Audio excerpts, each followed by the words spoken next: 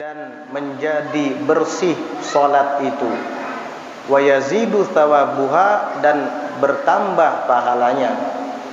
Khalfal a'immati, bila mana dilakukan di belakang para imam-imam, min ahlil khairi, dari kalangan orang-orang baik, wassalah, dan orang-orang soleh.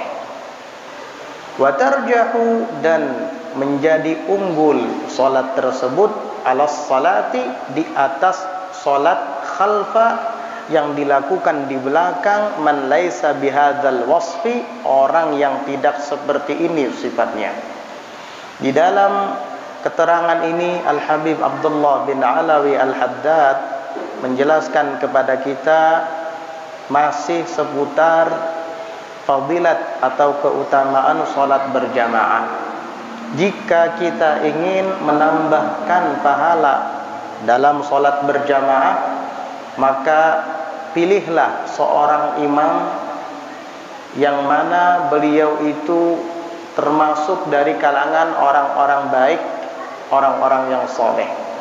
Karena pahalanya akan menjadi lebih besar dan lebih banyak dibandingkan menjadi makmum dari seorang imam yang tidak soleh. Makanya para ulama menyebutkan wa tukrahus salatu khalfal fasiq wal mubtadi'. Dimakruhkan salat berjamaah di belakang orang yang fasik atau orang yang mubtadi', ahli bid'ah. Artinya, jika kita memilih imam, cari orang yang terkenal kebaikannya, ketaatannya. Jangan sembarangan. Kadangkala seseorang tersebut dalam kesehariannya mencerminkan akhlak yang tidak baik, dijadikan imam, itu kurang pantas. Kadangkala keluar rumah dalam keadaan aurat terbuka, pakai celana pendek di atas lutut. Begitu sholat Jumat jadi khotib, jadi imam, gak pantas. Dan yang merasa punya sifat seperti itu mestinya tahu diri. Ketika ada orang yang lebih pantas darinya, kenapa dia yang mau maju ke depan? Suruh orang yang baik itu, suruh orang yang saleh itu, biar kamu di belakang saja. Jadi begitu. Sehingga pahala salat kita akan lebih sempurna dibandingkan jika salat di belakang orang fasik atau orang yang mubtadi', ahli bid'ah. Di dalam kitab fikih itu ada bab khusus disebutkan dalam bab sifatul a'immatil mustahabbah, sifat imam-imam yang disunahkan. Di antaranya adalah ya ummul qauma aqra'uhum lil Qur'an. Hadis Nabi Muhammad sallallahu alaihi wasallam bersabda, yang menjadi imam dalam suatu kaum atau kelompok adalah yang paling mengerti di antara mereka dengan Al-Qur'an. Maksudnya apa? Maksudnya bacaannya fasih, tajwidnya pas, makharijul hurufnya pas. Dia mengerti tentang hukum mad, kapan dibaca panjang dan berapa kadar panjangnya, kapan dibaca pendek, dan seterusnya. Aqra'uhum lil Qur'an. Ada lagi yang memaknai aqra'uhum lil Qur'an adalah orang yang paling mengerti tentang makna dan kandungan isi daripada Al-Qur'an, yaitu mengerti tentang ilmu tafsir, sehingga bacaannya itu akan terdengar lebih mantap di telinga dan akan menusuk ke dalam hati, karena yang membaca ini paham dengan yang dibaca. Jadi alim ahli tafsir mengerti tentang isi kandungan ayat, kemudian bacaannya fasih, huruf-huruf yang disebutnya pas sesuai dengan makharijul huruf, tempat keluarnya huruf. Nah, ini sempurna sekali. Dianjurkan kita untuk sholat di belakang imam yang seperti ini, dan pahalanya akan jauh lebih banyak dibandingkan dengan sholat di belakang orang fasik atau mubtadi' ahli bid'ah.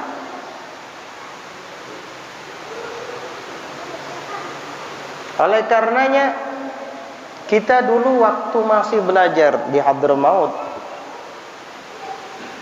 ketika Al-Habib Umar agak sedikit terlambat datang, maka ada yang menggantikan beliau untuk menjadi imam. Ya, sholat kita berjamaah, tetapi setelah salam ternyata Habib Umar datang. Kita mengira beliau mungkin sedang berhalangan, mungkin sedang ada tamu, atau mungkin ada kegiatan sehingga tidak bisa sholat berjamaah bersama kita. Ternyata setelah selesai kita sholat berjamaah dengan imam yang menggantikan beliau, beliau datang. Maka ketika beliau datang, beliau sholat lagi berjamaah. Kita pun kembali mengulangi sholat yang sudah kita lakukan untuk menjadi makmum beliau. Itu disebut dengan i'adah, mengulang kembali sholat yang sudah dilakukan. Hukumnya apa? Sunnah. Boleh, boleh. Jadi kalau kita sudah sholat zuhur, baik itu berjamaah, apalagi tidak berjamaah, lalu datang orang soleh melaksanakan sholat zuhur tadi dengan melakukan jamaah kedua, nah kita ikut lagi, nggak apa-apa, tabarrukan dengan beliau agar mendapat fadilat sholat berjamaah di belakang orang soleh, karena pahalanya beda. Akhirnya kita berdiri lagi, ikut lagi, sholat zuhurnya jadi 2 kali, nggak apa-apa. Sebahagian fuqaha itu menyebutkan mengiadah sholat itu boleh. Ada yang mengatakan sekali saja dengan syarat berjamaah, khususnya bagi orang yang tadinya sholat sendirian tidak mendapatkan pahala jamaah, datang sekelompok orang lain yang akan melaksanakan sholat secara berjamaah, sunnah baginya untuk mengulangi sholatnya yang sendirian tadi, kembali melakukannya secara berjamaah.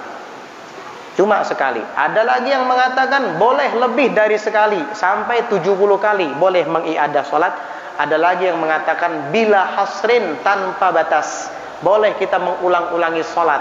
Pas kebetulan saat ini kita sedang diimami oleh seorang syekh, wali, alim, ikut kita di belakangnya. Setelah salam, tidak lama kemudian ada lagi seorang syekh ingin melaksanakan sholat berjamaah, seorang yang alim, soleh, dikenal kezuhutannya, keilmuannya, ikut kita lagi sholat di belakangnya, boleh. Itu niatnya niat i'adah, mengulang sholat. Usolli fardhu zuhri 4 raka'atin i'adatan lillahi ta'ala. Kalau kada disebut i'adatannya, enggak apa-apa, boleh-boleh saja.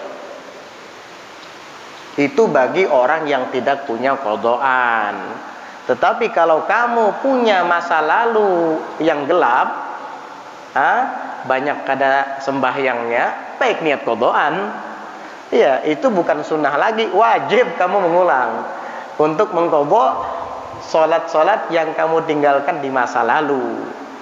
Ini yang kita bicarakan orang-orang yang memang dari sejak dulu mereka tidak punya qadhaan, sehingga mereka apabila ingin kembali mengulang, apalagi di belakang seorang imam yang soleh, itu bagus. Tapi bagi orang yang memang kada penyembah yang dahulunya lalu bertaubat, ini kada sunnah lagi, wajib malahan dengan niat qadhaan. Kurang malah. Apalagi kamu 10 tahun gak pernah sholat, qadha itu 10 tahun kurang. Ya kalau bisa ditambahkan, tambahkan. Kurang itu. Jadi yang kita bicarakan mengiadah di sini adalah bagi orang yang tidak punya utang, tidak punya qadhaan. Kalau yang punya qadhaan, kesempatan bagi kamu daripada mengqadha sendirian, lebih baik ikut di belakang imam yang soleh ini. Barangkali pahala kamu akan menutupi segala kekurangan-kekurangan di masa lalu, karena menjadi makmum beliau. Sebab di dalam hadis itu diriwayatkan, sesungguhnya sholat berjamaah ini dipandangi Allah dan diterima. Karena apa? Jika mereka sholat berjamaah, Allah memandang kepada hati imam. Jika ternyata imamnya khusyuk, maka semua makmum-makmum yang ada di belakang itu dianggap khusyuk oleh Allah berkat imam yang khusyuk tadi. Ketika salat si imam diterima, otomatis salat para makmum yang ada di belakang imam yang saleh tersebut juga ikut diterima oleh Allah Subhanahu wa taala. Enak kalau kita sembahyang di belakang orang alim, di belakang orang saleh, orang baik, karena salat sidin diterima Allah, salat kita yang di belakang sidin menjadi makmum sidin juga ikut diterima oleh Allah Subhanahu wa taala tabaan. Apa arti tabaan? Mengikut lawan sidin. Kalau seandainya imamnya tidak khusyuk, Allah akan pandang kepada hati-hati para makmum. Jika satu saja di antara mereka ada yang khusyuk, Allah terima salat orang yang khusyuk itu, dan juga orang-orang yang ada ikut salat di situ berkat satu orang yang khusyuk tadi, walaupun dia makmum. Imamnya nggak khusyuk, justru malah makmumnya yang khusyuk, diterima sama Allah. Andai kata imam tidak khusyuk, makmumnya pun sama, nggak ada yang khusyuk misalnya, bagaimana? Tetap Allah Ta'ala terima juga karena memandang jamaahnya. Inilah fadilat keutamaan salat berjamaah. Jadi jangan tinggalkan untuk kita salat berjamaah. Sudah isya ya? Azan dulu, azan. Azan isya dulu. Bismillahirrahmanirrahim. فينبغي أن تتحرى وتجتهد أن تصلي خلف الأئمة المعروفين بالتقوى. Maka seyogianya engkau memilih dan bersungguh-sungguh an tusalliya, bahwa kamu melaksanakan sholat khalfal a'immatil ma'rufina bittaqwa, di belakang para imam-imam yang dikenal dengan ketakwaannya. Jadi kalau bisa begitu, berusaha dan bersungguh-sungguh untuk memilih imam yang dikenal dengan ketakwaannya. Walaupun suaranya tidak begitu merdu, yang penting bacaannya fasih, karena suara itu pemberian Allah. Ada kalanya orang itu suaranya bagus, tapi bacaannya nggak fasih. Ada juga orang itu bacaannya fasih, tapi suaranya nggak bagus. Tidak apa-apa, yang penting huruf-hurufnya tidak ada yang keliru, kalimat yang dibaca pun semuanya benar, tidak ada yang merubah makna. Orangnya takwa, udah biar dia yang jadi imam, daripada yang bacaannya merdu, bagus, tetapi ketakwaannya kurang, kelakuannya banyak yang menyalahi syariat. Ya gak usah, walaupun suaranya bagus. Mending yang tidak bagus tapi bacaannya fasih tadi, namun akhlaknya mulia, ketakwaannya kepada Allah Ta'ala itu kelihatan. Istiqamah, itu aja yang disuruh untuk jadi imam. Ijtihad, kata beliau, berusaha untuk memilih orang yang seperti itu, dijadikan imam di dalam salat. Wa hadza, dan ini min haitsul afdalu wal aula. Ini dari sisi keafdalan dan yang paling utama. Artinya pilih yang dikenal dengan takwa. Wa illa, dan jika tidak, yakni tanpa memandang kepada sisi keafdalan dan keutamaan, boleh-boleh saja lah kita sembahyang di belakang orang yang kurang takwanya. Kenapa? Faqad qala alaihi salatu wassalam, maka sungguh Rasulullah SAW bersabda, sallu khalfa kulli barrin wa fajir. Silahkan kalian salat, kata Nabi, salatlah kalian khalfa, di belakang, kulli barrin wa fajir, setiap orang yang baik dan orang yang fajir, durjana. Selama dia masih muslim, sah untuk jadi imam. Ketika kamu terpaksa untuk sholat berjamaah di belakang orang yang fajir, gak apa-apa, sholat sajalah. daripada sendirian. Ada kalanya orang ini terlalu berlebihan. Ketika melihat imamnya kurang pas di hatinya, dia memilih untuk tidak sholat berjamaah, penting sholat sendirian. Salah itu. Nabi bersabda, "Sallu khalfa kulli barrin wa fajir." Sholatlah kalian di belakang setiap orang baik dan setiap orang yang durjana, orang yang tidak baik. Tidak apa-apa. Yang penting ya muslim. Akan tetapi selagi kamu bisa memilih, pilih yang baik. Ini kalau sudah darurat, nggak ada lagi imam kecuali orang yang tidak baik tadi. Yang penting wudunya benar, bacaannya pun benar, dan rukun-rukun sholat dia lakukan dengan benar. Artinya orang ini berpengetahuan, ilmunya ada, tapi tidak memakai misalnya. Ya nggak apa-apa lah, daripada sholat sendirian. Bahkan ketika kita sholat di belakang orang yang berbeda mazhab, sholat tak, nggak apa-apa. Ada kalanya orang itu bermazhab selain Asy-Syafi'i, katakanlah Maliki atau Hanafi. Menurut mazhab Malik, membaca Bismillahirrahmanirrahim di dalam suratul Fatihah itu tidak dianjurkan, karena basmalah dalam suratul Fatihah itu tidak termasuk bahagian daripada ayat suratul Fatihah.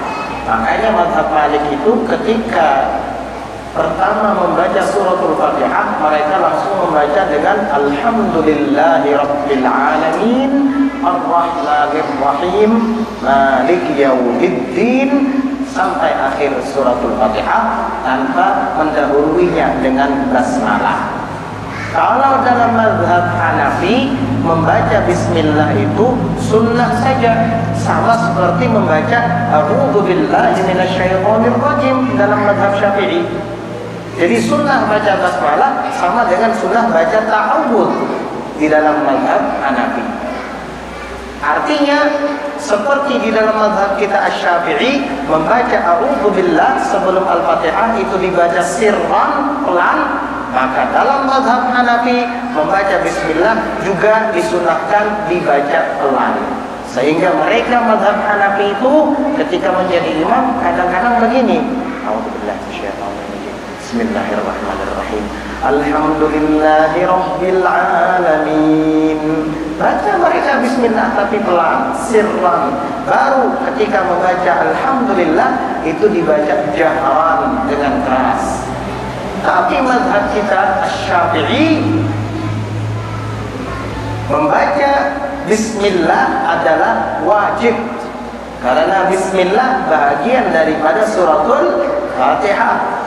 Dan Nabi sallallahu alaihi wasallam bersabda, la salata liman lam yaqra bi Fatihatil Kitab. Tidak sah salat orang yang tidak membaca suratul Fatihah. Dan suratul Fatihah itu di antara ayatnya, bahkan yang pertama dari ayat suratul Fatihah adalah Bismillahirrahmanirrahim. Itu dalam mazhab kita Asy-Syafi'i. Nah, yang menjadi pertanyaan, ketika suatu saat kita mampir di sebuah masjid, ternyata imamnya berbeda dengan kita mazhabnya. Mungkin dia mazhab Maliki atau Hanafi, lalu tidak baca bismillah. Bagaimana hukumnya? Di dalam mazhab Asy-Syafi'i ada syarat sah salat berjamaah atau syarat khutbah. Di antaranya adalah alla ya'taqidal ma'mumu butlana salati imamih. Hendaknya makmum tidak meyakini batalnya salat imam. Karena makmumnya Syafi'i dan imamnya bukan Syafi'i, tidak baca basmalah, otomatis makmum meyakini salat imam ini batal karena tidak membaca basmalah. Maka menurut pendapat yang mu'tamad dalam mazhab Asy-Syafi'i adalah mufaraqah. Artinya pemisahannya sudah begitu. Tetapi kata Syekh Ahmad bin Hajar Al-Haytami, dengan syarat tidak menimbulkan fitnah. Artinya jika kamu mufaraqah lalu setelah sholat kamu akan dimusuhi, ya jangan. Karena kita lebih mengutamakan darul mafasid, menghindari kerusakan daripada jalbul masalih. Makanya darul mafasid aula min jalbil masalih. Menghindari, mengantisipasi kerancuan di masyarakat itu lebih diutamakan daripada mencari kemaslahatan. Itu kata Syekh Ahmad Ibn Hajar Al-Haytami. Tidak apa-apa kalau sekiranya akan mengakibatkan fitnah, orang berketumburan, ya lah, kamu akan dimusuhi, diikutin saja. Dan ada qaul dalam mazhab Asy-Syafi'i, apa? Al-ibratu bi aqidatil imam. Artinya yang menjadi tolak ukur dalam sahnya berjamaah adalah keyakinan imam. Itu ada qaul dalam mazhab Asy-Syafi'i, walaupun bukan mu'tamad, bukan sandaran atau pegangan, tapi kuat sehingga bisa kita ikuti. Qaul yang mengatakan yang menjadi ukuran dalam sahnya berjamaah adalah keyakinan imam, bukan keyakinan makmum. Artinya apa? Selama imam meyakini sholat saya ini sah, maka sholat makmum ikut sah. Karena dia meyakini di dalam mazhabnya membaca basmalah tidak wajib, lalu dia tidak membacanya dan sholat sampai selesai, dia yakin sholat saya sah. Kata imam, otomatis makmum yang ada di belakangnya, walaupun dia mazhabnya Syafi'i yang berpendapat wajib baca basmalah, juga ikut sah. Ikuti pendapat ini. Apalagi kalau dia umroh ke Mekah sana. Kalau kita tetap berpegang kepada mazhab Syafi'i secara fanatik dengan pendapat yang mu'tamad, nggak bisa sholat berjamaah kita di sana. Kecuali bikin jamaah sendiri, dan itu kurang afdol. Kenapa? Karena semakin banyak jamaahnya, semakin afdol. Jamaah yang pertama itu lebih banyak, karena mereka yang ada di masjid semua sholat. Tetapi imamnya nggak baca basmalah, nggak apa, ikutin saja. Dan kitab dalam mazhab Syafi'i juga ada qaul yang membolehkan itu. Maksudnya membolehkan untuk mengikuti imam yang tidak baca basmalah lantaran imam tersebut beda mazhab. Dan mereka meyakini bahwa sholat saya ini benar menurut mazhab saya, sah menurut mazhab saya. Selama imam meyakini sholatnya itu sah menurut mazhabnya, kita yang ada di belakangnya pun ikut sah, begitu saja. Ini yang dimaksud di dalam riwayat ikhtilaful ulama'i rahmah. Perselisihan pendapat di kalangan ulama itu rahmat. Sehingga kita ketika ada di daerah yang mazhabnya beda dengan kita Syafi'i, bisa mengikut mazhab tersebut. Kenapa? Disitulah letak rahmatnya. Bayangkan kalau kita menyalahi pendapat mereka, kita sendiri orang banyak masyarakat setempat mazhab seperti itu, kita tidak mengikut mereka, akhirnya jadi permusuhan. Bukan rahmat nanti yang ada, melainkan furqah, perpecahan nanti. Jadi begitu. Nah, artinya setiap orang itu mesti harus memahami sikon, situasi dan kondisi. Karena berhubung kamu ada di daerah lain yang rata-rata mereka bermadzhab Hanafi atau Maliki, tidak baca basmalah, ikut sama mereka. Sebaliknya, orang-orang yang bermadzhab bukan Syafi'i, tapi di lingkungan yang mayoritas mazhab Syafi'i, baca bismillah. Begitu. Ini hari Jumat jadi imam ada baca bismillah, di belakang Syafi'i berataan. Dia yang membuat daur akhirnya nanti namanya. Ya, kenapa? Karena di lingkungan yang mayoritas mazhabnya Syafi'i. Kenapa jadi imam nggak baca bismillah? Otomatis makmum akan protes semuanya karena mereka Syafi'iyah. Nah, ini juga tidak etis. Supaya adil, kita yang Syafi'i ketika ada di kampung daerah yang mayoritas bukan bermadzhab Syafi'i, katakanlah Maliki misalnya atau Hanafi, nggak baca basmalah, kenapa? Ikutin saja, karena kita ada di kampung mereka yang mayoritas, kita minoritas sedikit. Tapi sebaliknya mereka jika ada di kampung kita yang mayoritas bermadzhab Syafi'i, mereka harus ikut kita. Itu yang dimaksud dengan tasamuh. Apa tasamuh? Toleransi. Begitu. Disinilah letaknya rahmat di dalam perselisihan pendapat di kalangan ulama umat. Jadi begitu caranya menyikapi perselisihan pendapat. Sikon itu penting untuk diperhatikan.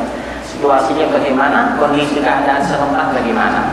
Kalau di sini rata-rata mazhab Syafi'i jangan ada yang baca Fatihah tanpa basmalah, kan itu. Kalau yang sana umpat di Mekah, lalu kan bismillahan di sini, kita guru Haji Hamsan mana ya?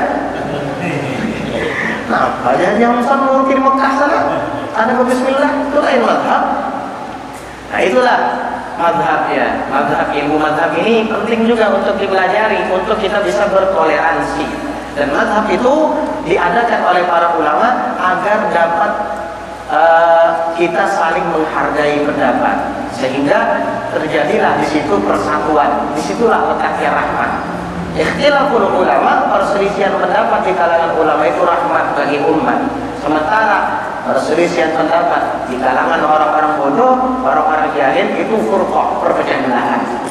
Ya, jadi begitu caranya. Lagi pula kita Ahlus Sunnah wal Jamaah kalau dalam ahkam hukum-hukum fikih agama itu ada 4 mazhabnya dan diakui semuanya, ada para a'immahnya, para ulama periwayatnya. Mazhab Abu Hanifah, Al-Imam Nu'man bin Thabit. Mazhab Maliki, Al-Imam Malik bin Anas Al-Asbahi. Mazhab Syafi'i, yaitu mazhabnya kita Al-Imam Muhammad bin Idris Al-Syafi'i. Mazhabnya Hambali, itu Al-Imam Ahmad bin Hanbal Al-Syaibani. Itu di dalam ahkam, di dalam hukum, di dalam syariat. Adapun dalam aqaid atau akidah, tauhid, kita Ahlus Sunnah wal Jamaah punya 2 mazhab. Al-Maturidiyah, Abu Mansur Al-Maturidi, dan Al-Asy'ariyah atau disebut dengan Asy'ariyah, yaitu Abul Hasan Al-Asy'ari. Itu anutan kita, itu pegangan kita. Di dalam tasawuf ada juga Al-Imam Junaid ibn Muhammad Al-Baghdadi, ada Imam Muhammad bin Muhammad Al-Ghazali Al-Mulaqab atau bi Hujjatul Islam. Ada, jadi begitu. Lengkap kita ini agama kita. Alhamdulillah. Kita dilahirkan dalam keadaan Ahlus Sunnah wal Jamaah. Alhamdulillah. Mudah-mudahan nanti kita meninggal juga dalam keadaan Ahlus Sunnah wal Jamaah. Amin ya rabbal alamin. Wa fil masyi ilal masjid li ajli sholati fihi thawabun 'azimun waradat bihil akhbaru hatta warada anna kulla khutwatin yakhtuha al-'abdu ilal masjid tuhsabu lahu wa tuktabu lahu fi hasanatih. Wa fil masyi, dan di dalam berjalan, ilal masjidi, ke masjid, li ajli sholati fihi, untuk tujuan melaksanakan sholat di dalamnya, thawabun azim, terdapat pahala yang besar. Waradat bihil akhbaru, yang telah datang akhbar riwayat berkenaan dengan itu, hatta warada, sehingga disebutkan, diriwayatkan, anna kulla khutwatin yakhtuha al-'abdu, bahwasanya setiap langkah yang dilangkahkan oleh seorang hamba ilal masjidi, pergi menuju masjid, tuhsabu lahu, itu dihitung untuknya, wa tuktabu lahu, dan dicatat baginya, fi hasanatihi, di dalam hasanat, lembaran-lembaran amal-amal kebajikannya, dicatat itu. Setiap gerak langkah kaki dari rumah masing-masing pergi menuju ke arah Masjid Al-Falah ini, baru saja kita berjalan ke sini, dicatat. Ada catatannya, ada hitungannya di dalam setiap lembaran-lembaran amal baik kita. Kita nanti akan mengetahui pahalanya jika sudah dibaringkan ke dalam lahat masing-masing ketika nanti meninggal dunia. Kita akan lihat betapa besarnya pahala berjalan menuju masjid. Thawabun azim, kata beliau, pahala yang besar. Cuman kita kadang tidak terasa itu. Nanti akan jadi kejutan bagi kita. وانتظار الصلاة بعد الصلاة من القربات ومثاله أن تصلي المغرب ثم تجلس في المسجد لأجل العشاء حتى تصليها والله أعلم بالصواب. Insyaallah nanti kita akan bahas tentang pahala menunggu dan menanti sholat berikutnya di masjid. Artinya kita tadi sholat maghrib dan yang di sini sholat maghrib berjamaah, ulun di tempat ulun sana sholat maghrib berjamaah. Nah di sini kita duduk bersama antara maghrib dan isya belajar menuntut ilmu sambil menunggu masuknya waktu isya. Ini intidhar sholat ini. Apa fadilat keutamaannya? Insyaallah nanti kita akan baca pada malam Rabu 2 minggu yang akan datang. Mudah-mudahan Allah Subhanahu wa taala senantiasa selalu memberikan taufik hidayahnya kepada kita semua agar kita bisa istiqomah untuk melaksanakan sholat berjamaah, terutama di belakang para orang-orang yang saleh, dan mudah-mudahan Allah jadikan kita sebagai para penuntut ilmu yang sekian sehingga kita digolongkan dalam kelompok para ulama yang mengamalkan ilmu mereka. Amin Allahumma amin. Ala hadhihi niyyah wa ala kulli niyyatin salihatin jami'atin shamilah bi khairatid dunya wal akhirah wa ila hadratin nabiyyi Muhammadin sallallahu alaihi wa alihi wa sahbihi wa sallam. Al-Fatihah. Ar-Rahmanir-Rahim.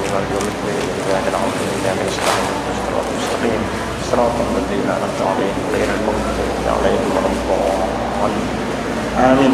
Bismillahirrahmanirrahim. Alhamdulillahi rabbil alamin. Allahumma shalli wa sallim ala sayyidina Muhammadin wa ala alihi wa sahbihi ajma'in. Rabbana anfa'na bima 'allamtana, rabbana 'allimna alladhi yanfa'una, rabbana faqihna wa faqih ahlana wa qarabatin lana fi dinina ma'a ahli al-kufri wal nar wa dhakar. ربنا وفقنا ووفقهم لما ترضي قولا وفعلا كرما وارزق كل حلالا دائما واخرنا اتقياء علماء نحظى بالخير ونوفى كل شر.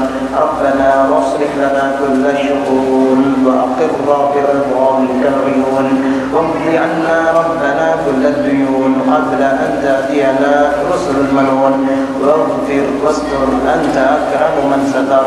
وصلاة الله تغشى المصطفى من إلى الحق دعانا والوفاء بكتاب فيه للناس شفاء وعلى الآل الكرام الشرفاء وعلى الصحب الفصابيح الغراب. اللهم اهدنا بهداك واجعلنا ممن يسارع في رضاك ولا تولنا وليا سواك ولا تجعلنا ممن خالف أمرك وعصاك. وصلى الله على سيدنا محمد النبي الأمي وعلى آله وصحبه وسلم بفضل سبحان ربك رب العزة عما يصفون وسلام على المرسلين الحمد لله رب العالمين.